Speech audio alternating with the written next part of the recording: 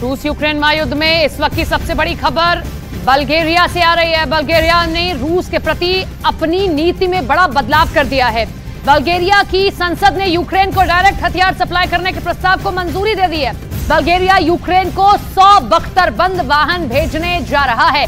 अब तक बल्गेरिया रूस से सीधे दुश्मनी मोल लेने से बच रहा था। बल्गेरिया के इसी कदम की उम्मीद रूस को नहीं थी। बल्गेरिया नेटो को सदस्य देश है, लेकिन रूस का समर्थक माना जाता है। ऐसे में ज़ेलेंस्की को हथियार देने के ऐलान ने पुतिन को हैरान करके रख दिया है। बल्गेरिया के इस एक्शन के बाद मॉस्को में मीटिंग पर मीटिंगें हो रही हैं।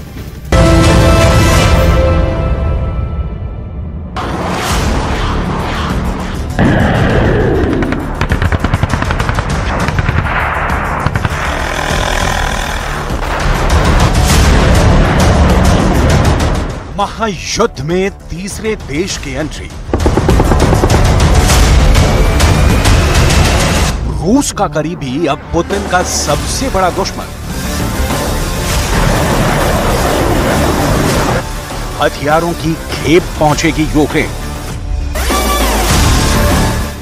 पुतिन देखते रह गए, फैसला हो गया। रूस के खिलाफ बल्गेरिया ने मोर्चा खोल दिया।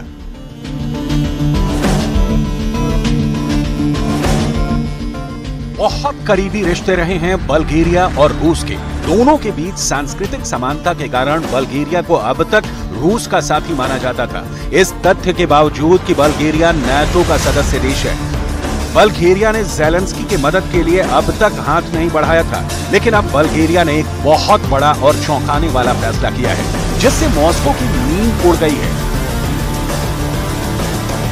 सवाल है, बल्गेरिया ने रूस से विद्रोह क्यों किया? बल्गेरिया यूक्रेन को ऐसे कौन से हथियार देने जा रहा है जिससे रूस बौखला गया है? बल्गेरिया ने ये जानते हुए भी कि उसकी बहुसंख्यक आबादी रूस के करीब है, यूक्रेन को हथियारों का जखीरा देने का फैसला क्यों किया? बल्गेरिया के इन हथियारों का पुतिन के पास क्या तोड़ है?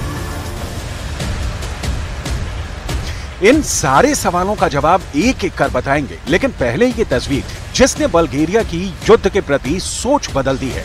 6 जुलाई 2023 को, यानी इसी महीने की शुरुआत में, यूक्रेन के राष्ट्रपति वोलोदिमीर ज़ेलेंस्की बल्गेरिया की राजधानी सोफिया पहुंचे थे। बल्गेरिया में ज़ेलेंस्की का जोरदार स्वागत हुआ। इस यात्रा के दौरान ज़ेलेंस्की ने बल्गेरिया के सामने भी हथियार देने की अपील की, लेकिन उस वक्त बल्गेरिया ने कोई फैसला नहीं किया। हालांकि कयास तभी से लगाए जा रहे थे कि ये देश भी नाटो के दूसरे सदस्य देशों की तरह ज़ेलेंस्की के साथ जल्दी ही खुलकर सामने आएगा, और वही हुआ। बल्गेरिया करीब 100 बख्तरबंद वाहनों के जरिए यूक्रेन की सेना की मदद करने के लिए सहमत हुआ। बल्गेरिया ने रूस के हमले के खिलाफ यूक्रेन की मदद के लिए सैन्य उपकरण भेजने की अपनी नीति में बदलाव करते हुए यह फैसला किया है। बल्गेरिया की संसद ने 52 के मुकाबले 148 मतों से सरकार के उस प्रस्ताव को मंजूरी दी, जिसमें रूस यूक्रेन युद्ध शुरू होने के बाद से कीव को बड़े सैन्य उपकरण की पहली खेप भेजने का प्रस्ताव किया गया। बल्गेरिया यूरोप का बहुत छोटा सा देश है, लेकिन नाटो की ताकत हासिल होने के कारण बल्गेरिया अब पुतिन से लोहा लेने के लिए तैयार है।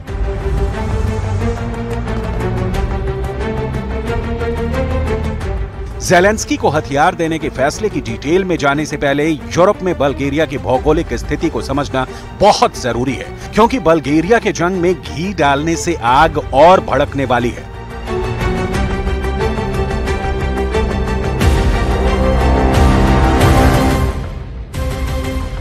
बल्गेरिया के उत्तर में रोमानिया है, जिसकी सीमा यूक्रेन से मिलती है। बल्गेरिया के दक्षिण पूर्व में तुर्की है। बल्गेरिया के दक्षिण पश्चिम में ग्रीस है, जबकि पश्चिम में सर्बिया जैसा छोटा सा देश है। यानी रूस से बल्गेरिया की सीमा जमीन पर कहीं नहीं मिलती। लेकिन बल्गेरिया काला सागर के तट पर बसा है, और इस काला सागर में रूस का सिक्का चलता है। जाहिर है, बल्गेरिया भी रूस से खौफ खाता है। हालांकि नाटो का सदस्य देश होने के कारण पुतिन बल्गेरिया पर डायरेक्ट हमला करने से बचेंगे। क्योंकि नाटो का संविधान कहता है कि उसके किसी भी सदस्य देश पर हमला पूरे नाटो संगठन पर हमला माना जाएगा। यानी पुतिन बल्गेरिया की यूक्रेन को हथियार सप्लाई के फैसले के खिलाफ अगर एक्शन लेना चाहेंगे तो उन्हें 100 बार सोचना होगा, क्योंकि तब लड़ाई कुछ हजार सैनिकों वाले बल्गेरिया से नहीं लड़नी होगी, बल्कि मुकाबला सीधे नाटो से होगा। अब सवाल है कि पुतिन के पास बल्गेरिया को रोकने के लिए उपाय क्या है। फौरी तौर पर पुतिन बल्गेरिया को नहीं रोक पाएंगे, लेकिन एक तथ्य ये भी है कि बल्गेरिया की आबादी अब तक प्रो रूस रही है। हालांकि इस वक्त जो देश में सरकार है वो पश्चिमी देशों की समर्थक है।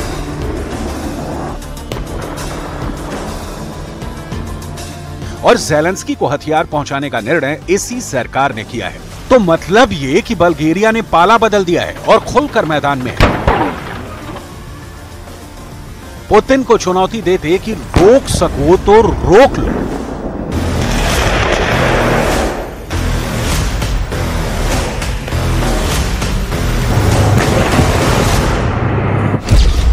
असल में सोवियत संघ के दौरान 1980 के दशक में बख्तरबंद वाहनों की बल्गेरिया को आपूर्ति की गई थी। वार्सो संधि में बल्गेरिया सोवियत संघ का सहयोगी देश था, लेकिन 2004 में बल्गेरिया उत्तर अटलांटिक संधि संगठन यानी नाटो में शामिल हो गया। बल्गेरिया के पास अब भी सोवियत काल के हथियार और उनके लिए गोला बारूद बनाने वाली कई फैक्ट्री हैं।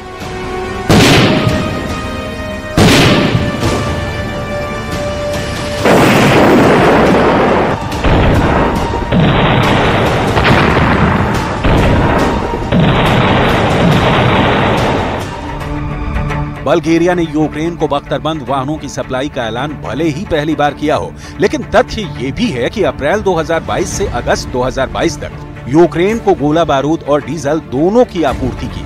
अनुमान जताया गया कि यूक्रेन को करीब 30% हथियार बल्गेरिया ने भेजे थे। साथ ही यूक्रेन की सेना के टैंक और दूसरे वाहनों को चलाने के लिए 40% ईंधन भी बल्गेरिया से आए थे। मतलब संसद में फैसले के बहुत पहले बल्गेरिया यूक्रेन का साथ देता आ रहा है। अब सवाल है कि रूस का नैसर्गिक सहयोगी होने के बावजूद बल्गेरिया यूक्रेन को हथियार क्यों दे रहा है। इसका जवाब आपको आज की तारीख में नहीं, बल्कि पिछले साल युद्ध की शुरुआत के दिनों में मिलेगा।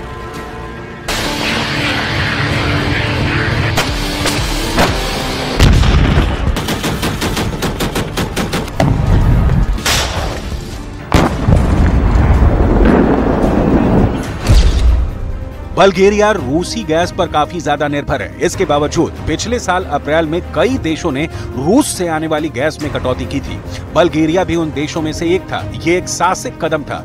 उस समय बल्गेरियन सोशल पार्टी यानी बीएसपी और राष्ट्रपति रोमेन रादेव ने यूक्रेन को सैनिक सहायता देने और रूस के खिलाफ प्रतिबंधों का तीखा विरोध किया था। देश का एक बड़ा तबका रूसी समर्थक है। यही कारण है कि समर्थकों की भावनाओं को ध्यान में रखते हुए सरकार ने कभी भी खुलकर ये बात नहीं की कि उसने यूक्रेन को गोला बारूद और ईंधन की आपूर्ति की है।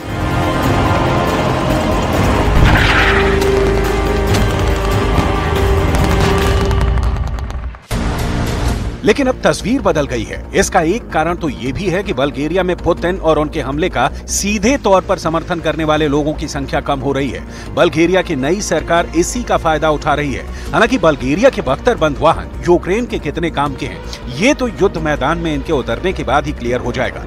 लेकिन पुतिन के लिए मैसेज बहुत साफ है कि बल्गेरिया भी रूस को अब आंखें दिखा रहा है।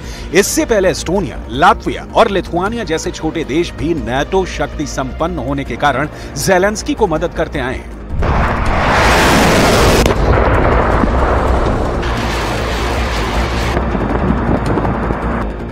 लिहाजा ये कहने की जरूरत नहीं कि लड़ाई तो यूक्रेन की जमीन पर हो रही है, लेकिन खिलाड़ी रूस और नाटो है। नाटो ने अब तक ज़ेलेंस्की को जितने हथियार दिए हैं, उसी के दम पर अब तक जंग खिंच रही है।